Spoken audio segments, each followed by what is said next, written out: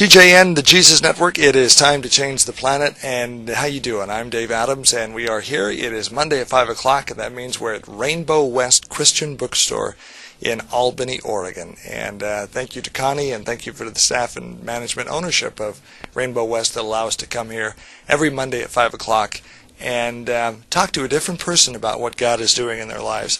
And I tell you what, I've been very, very excited about hearing the testimonies and just the evidence of God moving miraculously in people's lives. If you're struggling with low self-esteem, self-worth, maybe issues of fear, there's a lot of fear out there right now because of the shootings in Newtown, Connecticut, the Clackamas Town Center Mall in Portland. You know, in the Connecticut shooting, 20 kids under 6, 7 years old were gunned down in cold blood. Most of them in one classroom, and 26 people, I believe, lost their lives. 20 of them young first grade and kindergarten kids. Just tragic. And the whole country is, looking for answers in that, and the whole country is just devastated by it. And it feeds this atmosphere of fear that is, in some people, it's pervasive. And it can be a fear of the economy, fear of what tomorrow holds, and then you have something like this horrific shooting, and it just feeds that. Well, we're going to be talking to Frank and Brenda Homar today, and they're from Albany, Oregon. They've been married 45 years, and they have an amazing story. Brenda has an amazing story of how God helped her overcome low self-worth and low self-esteem to have a music ministry. Brenda, thank you for being with us on TJ and the Jesus Network. You're welcome. So, take us back to the beginning. Before the music ministry started, this was before you met your husband, Frank. And what were you like? Were you able to get up and talk in front of people, or not? Not before I met Frank. No. Okay. Not at all. What changed? Well, I would say I didn't have any hard time talking to little children, because I did after we got married, and we were both Christians. I did teach Sunday school, little children, and then probably it was about 1995. I had been asked by several people to do a concert, and I had been singing in church solos, but not concerts, and I just didn't think I was capable of doing that. And my husband asked me to please pray about it, and I said I would. And probably about a month after that, he said, "Have you prayed about it yet?" And I said no. And I knew then, as I know now, that when you pray to God about something, that He will answer. And I was afraid of that answer. You were? Yes, I was. I was afraid of His answer. Were you afraid of what God would say? That's right. That's right. And I wanted to keep things going in my comfort zone. But a few weeks later, I was ready. I came home from church, and I went into the bedroom, and I got on my hands and knees, and I just said, "Okay, Lord, if you want me to do a concert, you'll have to let me know in your own time and way what you want me to do and how you want me to do it. Because I don't know, and the whole idea scares me. But my eyes, ears, and heart will be open to whatever you want me to do." What would you say to people who are watching right now that are really having a difficult time with that, having a hard time trusting God? They're fearful. Maybe they don't like to be in front of people and talking. You know, public speaking is one of the things that people are just tremendously afraid of. Right. And so some people are very fearful of that. What would you say to those folks that they want to trust God, but, oh man, they just don't know if they can do it? Pray. That's what you did. That's exactly right. That's when it all changed. Because when I got up off my hands and knees, and when I It was a Sunday afternoon. I went out in the kitchen right after that prayer, and I was going to make Sunday dinner, and the Lord had other ideas. He started laying on my heart and my mind a theme, songs, a date to do that first concert. And I hollered to Frank. I said, Frank, get me a piece of paper and pencil.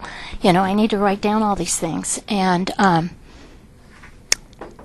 the major thing that he did besides that day, besides answering that prayer, is he took away my negative attitude.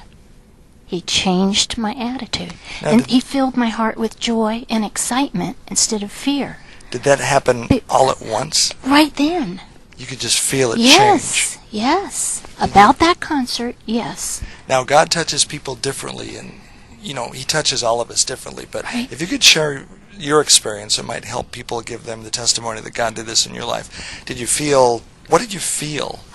That you it was knew just it was my God? attitude. My attitude changed from fear to excitement. I felt Him answering my prayer. And joy. Right. And it's because I believed. I believed He would answer. You have to believe. And I did. I trusted that He would answer my prayer. I didn't know when, but He was probably, looking down on me and saying, it's about time, is what I'm thinking. You finally are going to give me control of your, I didn't have a music ministry at the time, but you're finally going to give me the control that I've wanted. Now, one of the reasons I'm asking so many specific questions about this is I've talked to a lot of people.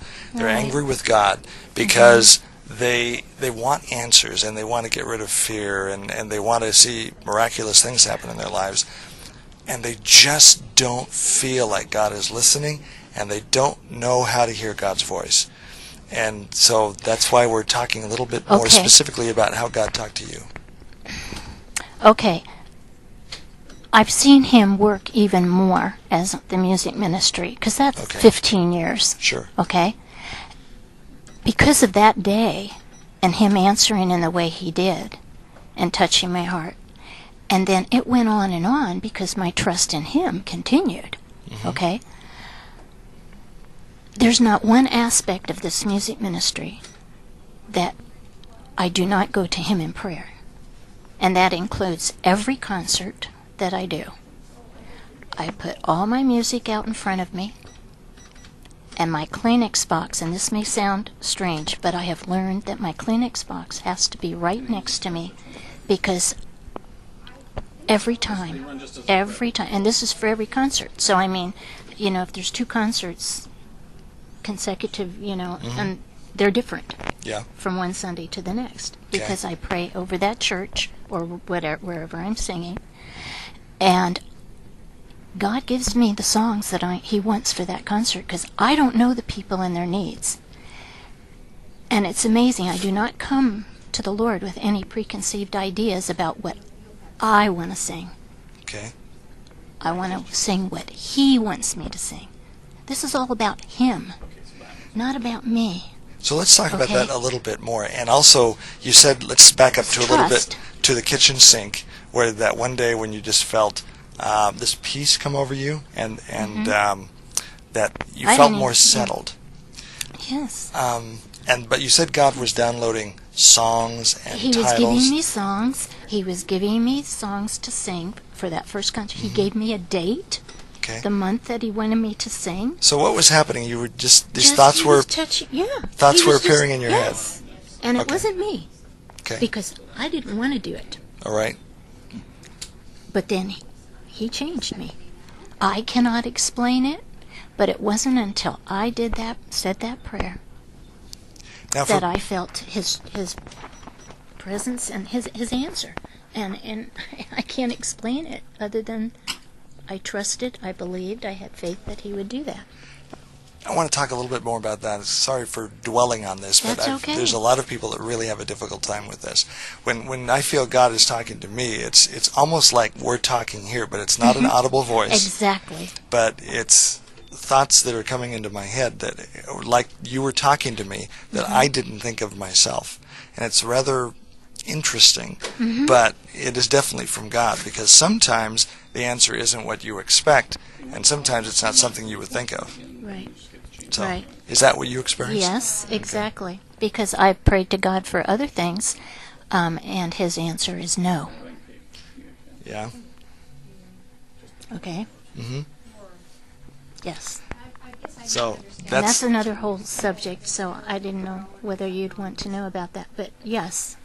one of the things I do want to talk about. Is there was a time when you were traveling to Alaska, and you have a heart condition, had a heart condition, or currently do. You had atrial fibrillation. Atrial fibrillation. Right. But every time you had to perform a concert, you had normal heart rhythm. Exactly. I might have woke up in atrial fibrillation, but that night, right, it was gone. Does that happen at every concert? As far as the heart I've settling? never had to cancel a concert for atrial fibrillation, and that started 2 years ago. Do you still And- have the heart condition? No, I don't have. I'm not on any heart medication at all. And the last word from my cardiologist is he doesn't need to see me for a year, and that was in September. They were putting a heart monitor on me every 6 months, and now I don't need to see him for a year. Praise God. Right, One of the things I right. also want to talk about is marriage. Now, Yes. you and Brenda and Frank Homar, have been married for 45 years. Right. How important is your marriage relationship to you and the encouragement of Frank in what you're going through? I could not be doing what I'm doing without the Lord and without Frank. I could not be doing it. He's my manager. He's my sound man. He sets up all the sound when I sing, and great encouragement. And he does a lot more too. I mean, he makes posters. He does. Do you want to say anything? Let's talk to Frank here for a little bit. All right. So, Frank, take us back to when you met. Did the music ministry didn't start when you met at first, did it? No. Okay. And actually, she would sing in church, and she would sing in community events, mostly solos. And about 5 years or so into the marriage, people started asking about where her tapes were. Okay. At that time, they were probably talking 8 tracks, because that was... We're dating ourselves Yeah, a bit here. that was a while ago. Yeah. And so, and she asked me, well, do you think I have that kind of talent that sometime I might record?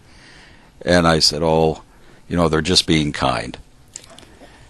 Okay. Knowing that we didn't have the resources to go Okay. do that, we were fairly young, married then, and living in Mill City, and I was working in the woods, and so, we didn't have the money. Right. And so she continued to sing in church and community events, that didn't put a damper on it. She said, well, it would be nice to know from somebody that really knew what they were talking about, Sure. And so we did make a little tape, and we got a contact. We sent it off to Nashville, and about 10 days later, they called, and they wanted her in Nashville now. They said, when can she be here? As well, we need to see something in writing first. Sure. We're not just going to run off, and so they sent a contract. It was an industry standard contract, 6% on recordings, 75% personal appearances. They would do the booking. They would take care of the studio costs and all that. They promised her in the contract she would debut on the Michael Douglas show. Wow. Which was a TV I remember Michael Douglas. talk show at the time. Yeah. So you were on the Michael Douglas show. It was the Mike Douglas show, wasn't it? No, It was Michael, Michael, I think. okay. I think. All right. I don't know. But anyway. Oh, go ahead. it was. But it was a country label. They wanted her to sing country music. And I explained to her, okay, what that means is a new kid on the block. You're going to be singing, and they're going to book you in bars and honky tonks. Sure. And she said, well, that's fine as long as I can sing gospel. Okay. All right. And I said, well, that'll only last so long, and then they won't be able to book you. So we need to just decide now. And the decision was no. We passed on it. Okay. He said, thanks, but no thanks. And she continued singing, Well, then our 25th anniversary came up, and I got laid off. Okay. The owl had won the battle. The spotted owl. The spotted owl. Okay, so I got laid off. Couldn't do anything for our 25th anniversary. And I felt bad about that. But by the time our 30th came along, I had changed hats and was employed and doing all right. And so I thought, I really need to do something cool to make up for not doing something on the 25th. Sure. And so I decided I'd take her to Nashville and record an album. This was after the prayer. Right. I had Okay. already done a concert. This was after the prayer, and she had sang a couple concerts by This that is time. after the encounter at the kitchen sink? Yep. Exactly. Okay. Exactly. And so I made a call and happened to talk to Ben Spear from the Singing Spear family. And he told us that, yeah, he could help us out.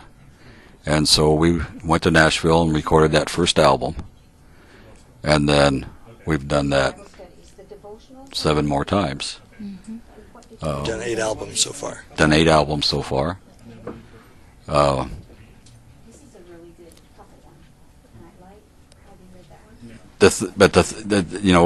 showed us after that first album, and it hasn't happened much after that. But after the first album, you'd sang about 2 concerts in the Valley, and we started getting letters from across the nation. Arizona, Florida, Georgia, all over, of how her music had blessed them because of a life situation that somebody was going through. Sure. Well, how can this be?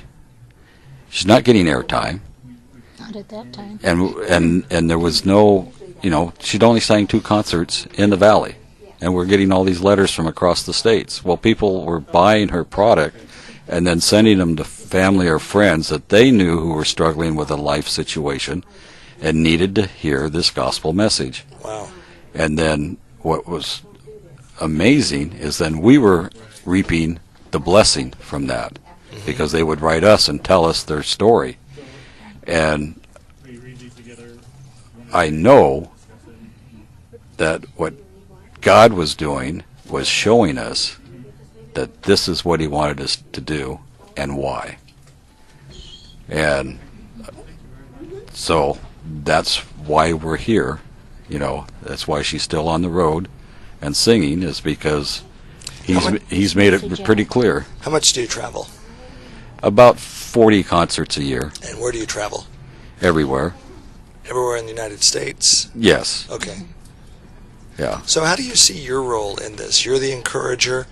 I guess what I want to talk to you about is why it's important for husbands to be an encourager to their wives. Well, we're a team. Okay. Okay. I don't know how to explain it except that,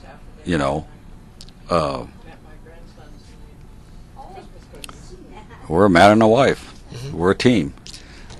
A lot of guys feel like it's supposed to be the wife is supposed to be in the supportive role and the husband's supposed to be essentially on stage.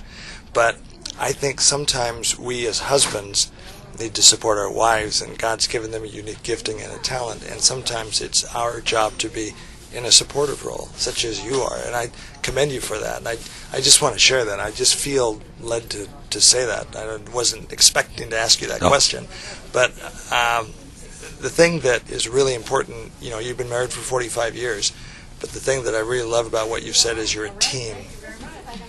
You're a team. That's important.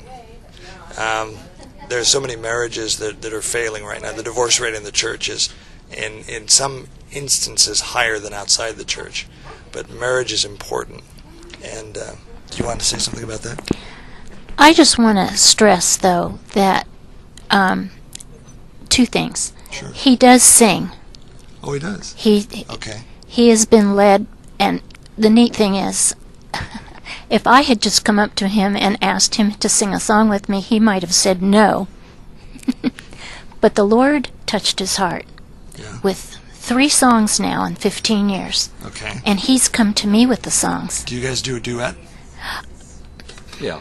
Yeah, Okay. you'd call it. Yes, we do. And they've been perfect for 2 people to be singing, okay? Right. Okay. And that's the only way the Lord would do it, right?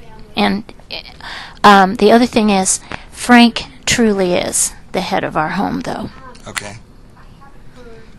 Absolutely. And I wouldn't have it any other way. Mm-hmm. Okay? But what I love to see is the fact that he's supporting you on stage. Yes. Yes. And that to me Absolutely. is servant leader. And he... Well, I guess And- the way I see it is, Yeah, go ahead. when she's successful, I'm successful. There you go. You know? But the thing that I love about what I'm seeing here is the teamwork and helping one another. And I think that's a very important lesson for all of us to learn, as there's so many marriages out there that are struggling, that we need to come together and find out where our strengths are and where our giftings are, and find ways to help one another in doing that. And this is a marvelous example of how that's being done. Obviously, Frank is the head of the household, but when you're doing a concert, you're the one on stage, he's running the knobs, and I know how that works because I'm the same way. I'm the knob turner. I've been for years. But it's beautiful to see this in this marriage. So what's ahead for Frank and Brenda? Well, short term, we're planning a concert tour in January, going south to the Snowbirders. Arizona. Yeah. Okay. Southern Cal, Arizona. Mm-hmm. Long term as far as we know, we're just going to continue singing. As long as the Lord wants us to. So what kind of music do you sing? Country? Southern gospel. Southern gospel. And there's some contemporary. Do you write your own music? Some I have. Oh, yes. I'm sorry. Some. Okay. Yes. There's been a few songs. Okay. Obviously, you count on the Lord a lot in every concert and the direction of your career. Right. What do you hear God saying as far as your future performing going forward? What's in the future for Brenda? I just take it a day at a time. Mm-hmm. And listen. I listen to him. Now, Okay, I was talking to Connie here at Rainbow West Christian Bookstore in Albany, and we were talking, and she was very impressed about the part of your story where you're going to Alaska, and you're dealing with the heart issues, Right. and you're just totally trusting God to get you there and perform when Right. you're having the heart fibrillation. Atrial fibrillation. Atrial fibrillation, Right. which is probably very uncomfortable. Right. When you have it, you feel completely out of breath, like you've been running a marathon. Okay. And you can just wake up after sleeping all night in that way, or just be sitting down watching a program on TV, and it'll happen. But it never happened when I was going to be singing. But it's a condition that makes you hard to breathe, and obviously singing when you have that Oh, yeah. would be impossible. But I had no... I would like to back up. Sure. When this first started, did you want to say anything about this, or do you want me to say it? Go ahead. On April 15th, 2010, I woke up this way. Okay. I kept passing out about 14 times Okay. that morning in a 2-hour period from about 5 o'clock in the morning till 7. And very scary. Yeah, Okay. And I was trying to get ready for school. And he told me that you're not going to school. And after the last time when I completely went out, I was in the shower, and then I laid down, and then I came to, and I wanted to just stay in bed all day, but he took me to the doctor. Okay, then I was put on Coumadin. Okay. Okay. That was a Thursday. Friday morning, he stayed home because he was very concerned about me, and he said, "You have a concert on Sunday." Sunday morning. Sunday morning in Salem. Is there any way you could tell me today if you're going to be able to do that? And I said, I'll pray about it. And I was still very tired from the day before. Sure. All those times passing out. Mm-hmm. And so I did. I went to the Lord in prayer, and my scheduled plan for that afternoon, Friday afternoon, was to practice all the songs for that concert. And I did. Not with the full power, because I was tired. And but when I was finished, because the Lord did not answer me until I was all finished practicing. I prayed before I practiced, then I practiced. Mm-hmm. And when I was through with the last song, I just started to cry. Yeah. And God was letting me know, you are going to be okay. You're going to do that concert. I went and told Frank, I'm okay, I'm going to do the concert. Well, the next day, Saturday, I went back to Salem Clinic to have my level taken from the Coumadin they put me on, and I was not in atrial fibrillation. Wow. And Sunday morning, Frank told me that I sounded more powerful than I ever did. Mm-hmm. God touched you. Yes. And I think it's because I can't stress this enough. You have to listen. Listen to God. Really listen. Not having a whole bunch of other things, and that's the important part. I guess I missed saying that. Sure. Is when I'm planning my concerts, it has to be on a day that my whole mind isn't busy with doing a lot of other things, so that I'm totally listening to what God has to say to me with those songs. And then he slowly lays these songs. There's piles, a no pile, a yes pile, and a maybe pile. And he knows how long that concert needs to be. It may be an hour, maybe an hour and a half, it may be 20 minutes. He knows that, and he gives me just the right amount of songs. Isn't that awesome? That's awesome. That is awesome. For the people that desperately want to hear God's voice and want him to direct their lives, you say you listen to God. Pray. How? And then be quiet. Okay. Be very quiet and just concentrate, focus on what you just prayed about. Not about your dinner later, not about other things, just about listening. Because that's what you prayed. You prayed for an answer, so then be quiet and listen. Keep your mind quiet. Be still.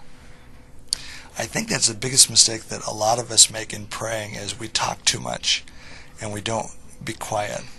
Be quiet and know that I am the Lord. Yeah. And Be still and know. Yes. Yeah. Be still and know. And just listen for that still small voice. And sometimes we don't think that if we're not talking all the time, we're not praying. Sometimes praying, they call it meditative prayer, but sometimes it's just being quiet before God and hearing what he has to say. And I think that's a mistake that all of us make from time to time, some more than others.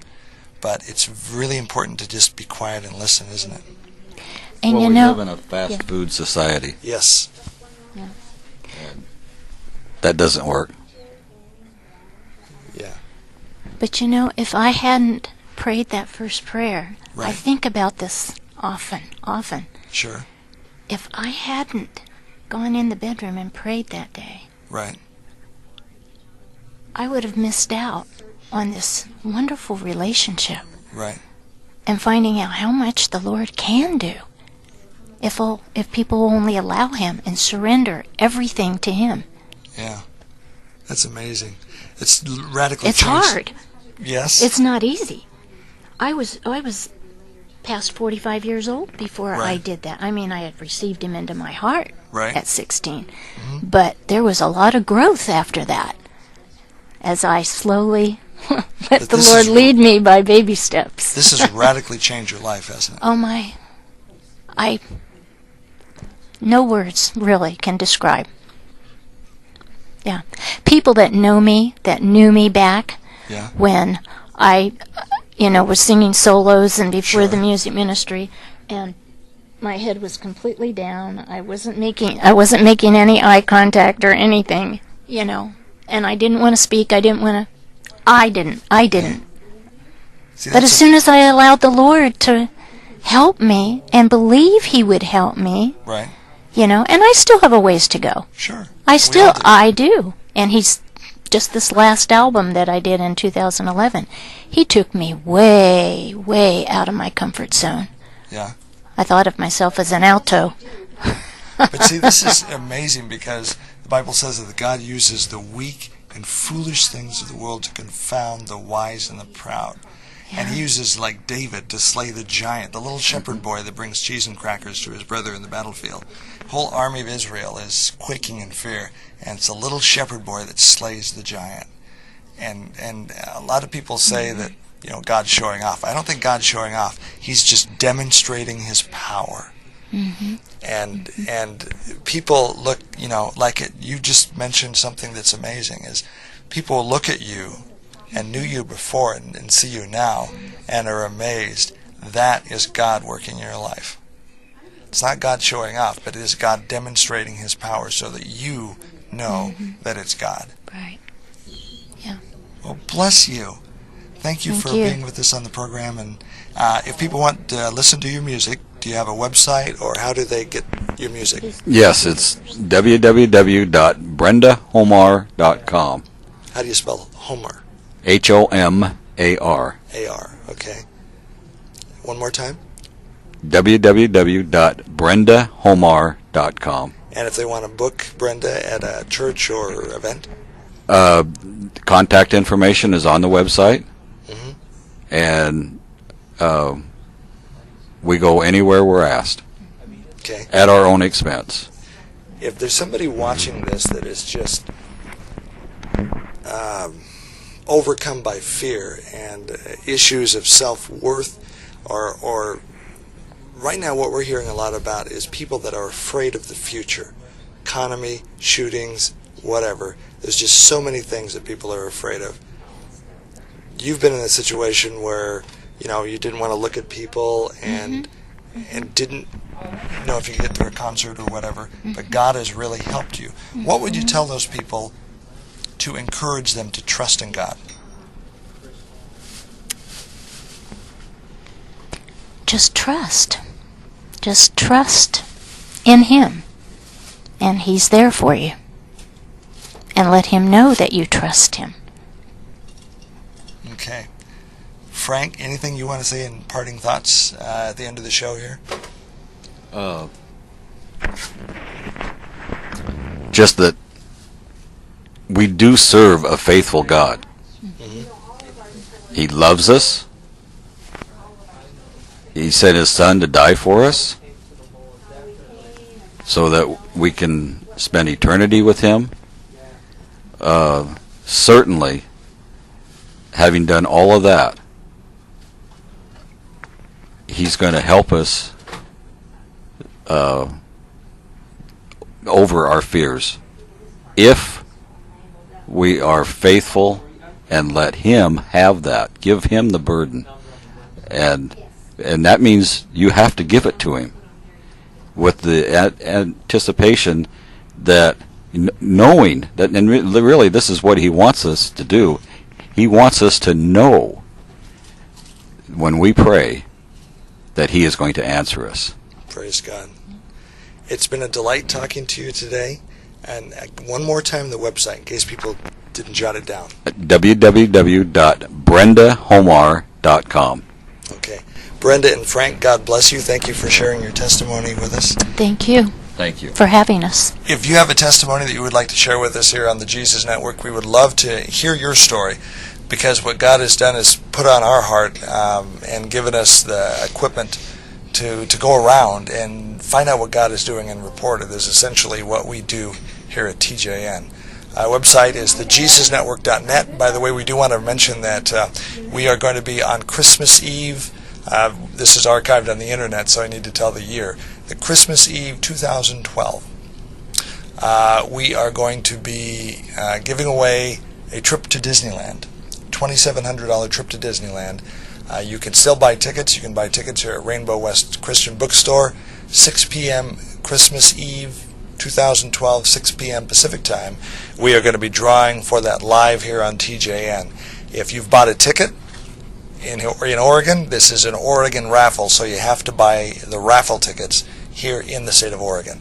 If you've bought a ticket, listen Christmas Eve and maybe you'll win. And you can use the $2,700 either in travel vouchers or Disneyland admission in the Anaheim, California Disneyland resorts, either California Adventures or the Disneyland theme park there. So good luck. It's a fundraiser for us for a missions trip to New Zealand. And we've had to reschedule the trip to 2014. But the money will be going towards that missions trip. So, Brenda and Frank, thank you very much for being with us on TJN. Thank you. Thank you. I'm Dave Adams. If you have a comment, question, you want to get on the program, just send me an email, dave@thejesusnetwork.net. That's dave@thejesusnetwork.net. God bless. Do not live in fear. Jesus Christ said, do not fear, for I have overcome the world. Blessings. I'm Dave Adams, TJN, the Jesus Network. It is time to change the planet through the love of Jesus Christ. Have a good night.